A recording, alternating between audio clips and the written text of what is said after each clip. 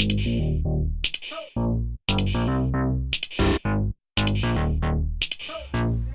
슈르의 평생투자 슈르입니다. 오늘은 인덱스 펀드의 장점, 인덱스 펀드를 왜 투자해야 되는지 한번 책을 통해서 알아보도록 하고요. 그리고 14주차 계좌 공개를 하도록 하겠습니다. 그러면 오늘 14주차 슈르의 평생투자 시작하겠습니다. 오늘은 1월 8일 화요일입니다. 100만원을 더 충전해서 지금까지 국내 주식 1300만원 투자하고 있습니다. 이번 주도 저번 주랑 마찬가지로 타이거 200을 한번 사보도록 하겠습니다. 코스피 200 지수에 골고루 투자하는 ETF입니다. 한 50% 정도, 한 50만원 되겠죠. 금액을 이렇게 한번 매수가 됐나 보겠습니다. 아직 매수가 안 됐네요. 이제 매수가 됐습니다. 오늘 매수는 여기서 마치도록 하겠습니다. 저번 시간에 ETF에 대해서 살펴보면서 인덱스 펀드에 대해서도 잠깐 알아봤습니다. 오늘은 인덱스 펀드를 왜 투자해야 되는지, 그러니까 인덱스 펀드의 장점에 대해서 한번 살펴보는 시간을 갖도록 하겠습니다. 일단 인덱스 펀드가 뭔지부터 다시 한번 설명을 드려보겠습니다. 인덱스 펀드는 인덱스, 그러니까 어떤 지수를 따라가는 펀드를 말하는데요. 어떤 지수라는 거는 상당히 종류가 많습니다. 전체 시장 지수도 있고, 특정 섹터에 대한 지수도 있고, 매우 다양한 지수가 있는데요. 그 중에서 오늘 제가 다룰 부분은 전통적인 인덱스 펀드, 그러니까 전체 시장 지수를 따라가는 인덱스 펀드에 대해서 알아보겠습니다. 전체 시장 지수라는 것은 우리나라로 따지면 코스피 지수, 미국으로 따지면 S&P, 그러니까 코스피, S&P처럼 주식시장 전체, S&P 500 지수가 주식시장 전체는 아니지만 500 종목이 거의 80% 이상을 차지하고 있기 때문에 거의 주식시장 전체라고 볼 수도 있겠습니다. 그래서 주식시장 전체를 따라가는 인덱스 펀드를 왜 투자해야 되는지 오늘 살펴볼 겁니다. 제가 저번 주랑 이번 주에 투자했던 타이거 200이 대표적인 인덱스 펀드 ETF죠.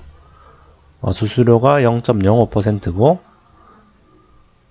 구성 종목이 시가총액 순서대로 삼성전자가 24%, SK하이닉스 4.7%, 셀트리온 2.74%, 이런 식으로 시가총액 비율에 따라서 이렇게 구성이 되어 있습니다. 200 종목이겠죠. 코스피 200을 따라가는 ETF니까요. 그리고 미국에서는 인덱스 펀드의 대표적인 ETF가 뱅가드 S&P 500 ETF, 종목 코드가 VOO입니다. 이거는 S&P 500 지수를 구성하고 있는 종목들을 다 사가지고, 이것도 시가총액 비율에 맞게 마이크로소프트, 애플, 아마존, 버크셔 해서웨이, 존슨앤존슨, JP모간, 이런 식으로 시가총액 비율대로 사가지고 계속 보유하는 ETF가 VOO고요. 이제 인덱스 펀드를 왜 투자해야 되는지 장점을 한번 알아보도록 할 건데요. 책을 통해서 알아보도록 하겠습니다. 어떤 책이냐면 여기 모든 주식을 소유하라, 말 그대로 인덱스 펀드를 사라, 그 말이죠. 여기 보시면 존 보글이라는 사람이 쓴 책인데요. 존 보글이 누구냐? 인덱스 펀드를 만든 사람입니다.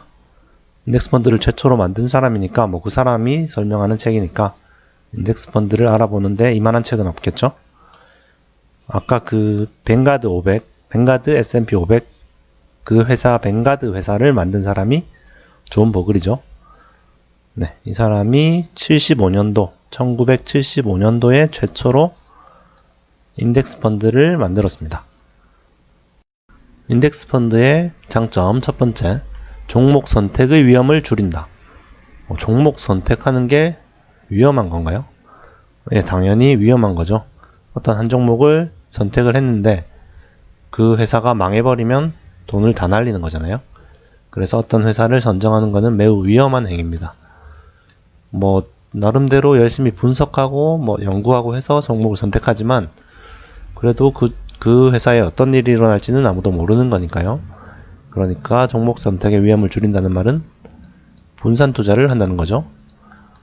인덱스 펀드는 뭐 모든 종목을 사는 거니까 분산 투자의 끝판왕이라고 볼 수가 있겠죠. 물론 다 같은 비중으로 사는 건 아니지만은 시가총액 비중대로 해가지고 분산 투자를 해줍니다. 인덱스 펀드의 장점 두 번째, 매우 중요한 건데요. 수수료나 세금을 거의 내지 않는다는 거예요. 수수료랑 세금이 매우 무서운 겁니다. 이거 내다가 평생 수익률을 다 갉아먹습니다. 인덱스 펀드는 수수료랑 세금 낼 일이 거의 없죠. 처음에 살 때만 수수료를 좀 내면은 나중에는 낼 일이 없습니다. 아까 그 책에서 존 보글이 이렇게 말했습니다. 인덱스 펀드를 사서 평생을 보유하라. 슈르의 평생 투자랑도 맞죠. 한번 샀으면은 팔지 말고 내릴 것 같다고 팔고 오를 것 같다고 사고 그렇게 하지 말고 쭉 평생 보유하라는 겁니다. 그러면은 쓸데없이 수수료나 세금을 낼 필요가 없는 거죠.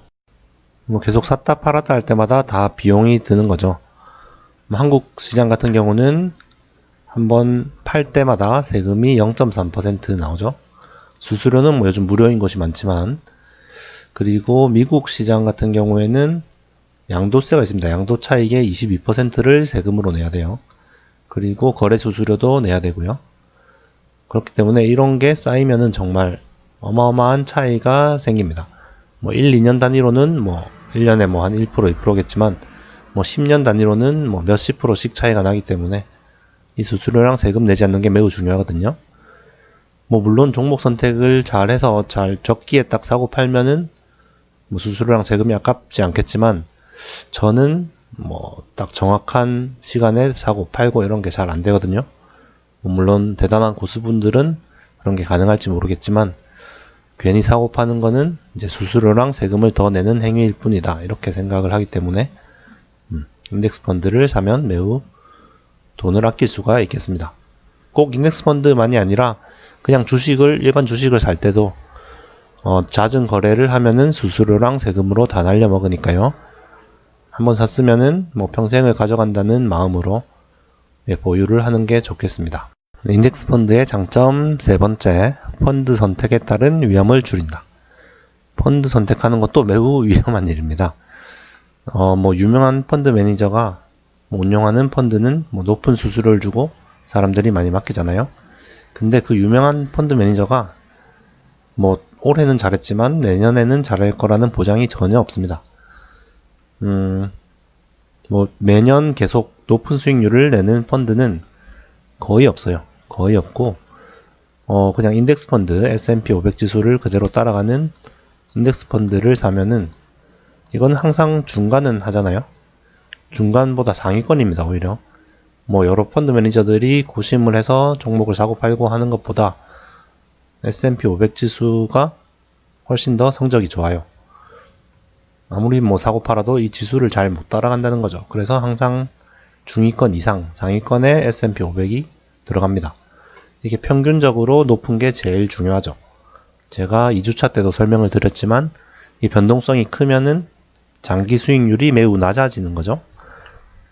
첫 해는 30%를 먹은 펀드가 둘째 해에는 마이너스 20%가 났다. 이러면 거의 수익이 없는 거예요. 이게 10%가 올랐을 것 같지만 전혀 아닙니다. 훨씬 적게 오른 거예요. 하지만 평균적으로 첫 해에 5% 오르고 둘째에 5% 올랐다. 이게 훨씬 더 좋은 거예요. 30% 오르고 20% 내린 것보다 5%, 5%씩 이렇게 평균적으로 가는 게 제일 좋은 겁니다. 그래서 펀드 선택에 따른 위험을 줄인다. 그러니까 중간만 해서 계속 쭉 가는 게 제일 좋은 겁니다. 그러려면 인덱스 펀드를 사야죠. 인덱스 펀드의 장점을 몇 가지 살펴보았는데요. 인덱스 펀드를 한다는 것은 전체 주식시장에 상장되어 있는 회사가 벌어들이는 돈을 그대로 내가 다 먹겠다는 거죠. 물론 특정한 좋은 회사를 골라서 그 회사의 이익만 먹으면 제일 좋겠지만 그게 정말 힘들다는 거죠. 진짜 좋은 회사를 고르는 게. 그래서 그냥 전체 주식회사를 사버리면 수수료랑 세금도 거의 내지 않을 수가 있고요. 이게 가장 중요합니다. 수수료랑 세금을 내는 게 정말 투자에는 안 좋거든요. 장기 수익률에는 매우 치명적입니다. 이걸 내지 않고 전체 회사가 벌어들이는 돈을 내가 먹겠다는 겁니다. 역대로 살펴봤을 때요. 주식 수익률이랑 여기 물론 배당은 포함되는 겁니다. 주식 수익이랑 회사가 벌어들이는 이익은 거의 일치를 합니다. 이게 뭐 주가는 회사가 돈을 잘 버는 거랑 별 상관없이 막 왔다 갔다 하는 것 같지만 이게 장기적으로는 거의 일치를 합니다. 주식 시장이 이제 주가가 변동하는 거랑 뭐 배당금 포함해서요. 그리고 회사의 이익이랑 거의 일치를 하기 때문에 이거는 뭐 자본주의를 믿고 그대로 가는 거죠. 인덱스 펀드는 모든 회사를 보유해서 거기에 회사에서 나오는 이익을 내가 온전하게 먹을 수 있는 방법이 바로 인덱스 펀드입니다. 뭐 물론 배당세는 내야 됩니다. 그거 빼고는 거의 낼 일이 없기 때문에 인덱스 펀드를 선택을 하면 모든 회사들이 버는 돈을 내가 그만큼 먹을 수가 있는 거죠. 내가 투자한 만큼. 그래서 인덱스 펀드를 제가 이기기는 사실 힘들 것 같은데 자신이 없는데요. 그래서 인덱스 펀드도 제 포트폴리오에서 좀 많은 부분을 보유하도록 하겠습니다. 그래도 일단은 인덱스 펀드를 이겨보려고 한번 노력은 할 겁니다. 네, 14주차 계좌 확인 한번 해보겠습니다. 네, 국내 주식은 지금까지 1300만원 입금해서 잔고가 1281만원 정도 되고요. 네, 삼성전자가 저번주보다는 조금씩 회복을 했습니다. 그리고 PNT도 제법 많이 회복을 한 상태고요. 뭐 나머지는 고만고만 합니다.